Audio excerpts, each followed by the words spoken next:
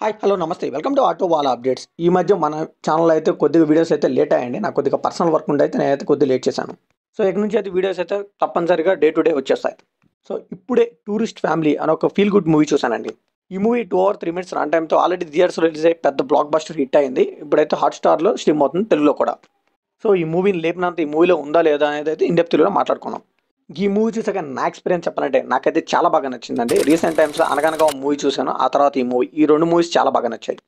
ఏంటి అప్పుడే మూవీ అయిపోయిందా? కొద్దిగా రన్ టైమ్ ఉంటే బాగుండు అనిపించింది నాకైతే ఫస్ట్ టైం. సో ఒక హ్యూమర్‌ని, ఎమోషన్‌ని చాలా బాగా బ్లెండ్ చేశారు మూవీలో. ఎక్కడ కూడా మనకైతే క్రాస్ అవుతున్నారేమో అనిపించదు. ఎక్కడ ఏ సీన్ పడాలో ఆ సీన్‌ని పర్ఫెక్ట్‌గా బ్లెండ్ చేసుకున్నారు. ఈ మూవీ బేసిక్ స్టోరీ వచ్చేసి కొన్ని ప్రాబ్లమ్స్ వల్ల అయితే ఇల్లీగల్‌గా అయితే శ్రీలంక నుంచి ఒక ఫ్యామిలీ వచ్చేసి తమిళనాడులో ఉంటారు. సో వాళ్ళు ఫేస్ చేసిన ప్రాబ్లమ్స్ ఏంటి? అక్కడ వాళ్ళు నివసించే ఆ ఏరియా కానీ, వాళ్ళతో ఉన్న అనుబంధం కానీ డిఫరెంట్ సిట్యుయేషన్స్‌తో చాలా బాగా చూపించారు. సో నేనేదో తమిళ్ సినిమా కదా! దానికేదో ఫేవరిజంగా దాన్నేదో లేపుతున్నాను అనుకోకండి. సినిమా అయితే చాలా బాగుందండి. కొత్తగా వచ్చే డైరెక్టర్స్ మాత్రం ఈ మూవీని చూసి చాలా నేర్చుకోవచ్చు. ఎందుకంటే ఆ ఎమోషన్స్‌ని, ఆ హ్యూమర్‌ని ఎక్కడ కూడా క్రాస్ అవ్వకుండా చాలా బాగా బ్లెండ్ చేశారు. సో మన తెలుగులో కూడా ఇలాంటి సినిమాలైతే రావాలండి. రీసెంట్‌గా 'అననగా' మూవీ వచ్చింది. నేనైతే చాలా అప్రిషియేట్ చేశాను ఆ మూవీని. మన రివ్యూ కూడా ఉంది చూసుకోండి.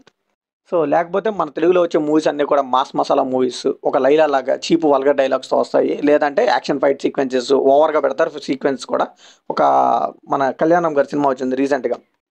'అర్జున్ సన్ ఆఫ్ వైజయంతి' అనుకుంటా. అది కూడా అంతే ఓవర్ ద టాప్స్ ఉంటాయి అన్ని సినిమాస్ కూడా.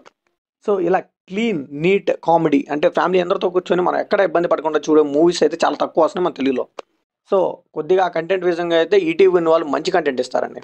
సో ఇది ఎవరైనా ఒప్పుకోవాల్సిందే. ఈ టూరిస్ట్ ఫ్యామిలీ గురించి చూస్తే ఒక ఫ్రెష్ పాయింట్‌ని తీసుకున్నారు. ఆ ఫ్రెష్ పాయింట్ నుంచి అలాగే తీసుకెళ్ళి ఎండింగ్ కూడా చాలా సాటిస్ఫైయింగ్‌గా అనిపిస్తుంది. సో ఆ ఇన్‌ఫ్లేషన్ వల్ల వాళ్ళు ఎందుకు వచ్చేసారు? ఆ శ్రీలంకన్ గురించి ఆటి గురించి కొద్దిగా ఎక్స్‌ప్లోర్ చేస్తుంటే బాగుండేది. బట్ ఇప్పటివరకైనా మనం సాటిస్ఫై అవ్వచ్చు. ఇంక ఈ మూవీని ఫ్యామిలీతో చూడొచ్చా అంటే యెస్ అండి. కంప్లీట్‌గా ఫ్యామిలీతోనే చూడాలి. ఎందుకంటే ఇది ఫ్యామిలీ మూవీ కాబట్టి. ఇంకా మాస్ ఆడియన్స్‌కి జస్ట్ మిక్స్డ్ ఫీలింగ్ రావచ్చు. ఎందుకంటే మాస్ ఎలిమెంట్స్ పెద్దగా ఉండవు. సో ఈ సినిమాలో మ్యాజిక్ భలే వర్కౌట్ అయిందండి. ఒక్క సినిమాలో ఇలా ఇన్ని ఎమోషన్స్ ఎలా అని నాకే అర్థం కాలేదు. ఒక నిమిషం అయితే ఏడిపిస్తారు. వెంటనే మళ్ళీ నవ్విస్తారు. సో మెయిన్‌గా 4 క్యారెక్టర్స్ అండి. సిమ్రన్ గారు గాని, శశికుమార్ గారిని వాళ్ళిద్దరు పిల్లలు ప్యాక్ ఆడేశారని చెప్పాలి పర్ఫార్మెన్స్‌తో. సో ఒక పర్ఫెక్ట్ కాస్టింగ్ అని చెప్పొచ్చు ఈ మూవీకైతే. సో మోరోవర్ అండి కామెడీ కానీ, హ్యూమర్ కానీ, ఎమోషనల్ సీన్స్ కానీ ఏవి కూడా మనకైతే ఫోర్స్‌డ్‌గా అనిపించవు. సిట్యుయేషన్ తగ్గట్టు అలా ఫ్లోలో వెళ్ళిపోతూ ఉంటాయి. అండ్ ఒకరి చావు ఇంత దీనంగా ఉండకూడదని చాలా షార్ట్‌లు పెట్టారు. ఇంటింటికి తిరిగి చెప్పేది. అది కూడా చాలా బాగా వర్కౌట్ అయింది. లిటరల్లీ నేనైతే వెయిట్ చేశానండి కంక్లూజన్‌కి. ఎందుకంటే రన్ టైమ్ చాలా తక్కువ ఉంది. ఇంకేం పే ఆఫ్ ఇస్తార్రా వీళ్ళు, ఏం చూపిస్తారు అనుకున్నాను. బట్ లాస్ట్‌కి అయితే సాటిస్ఫైయింగ్ క్లైమాక్స్ అయితే ఇచ్చారు.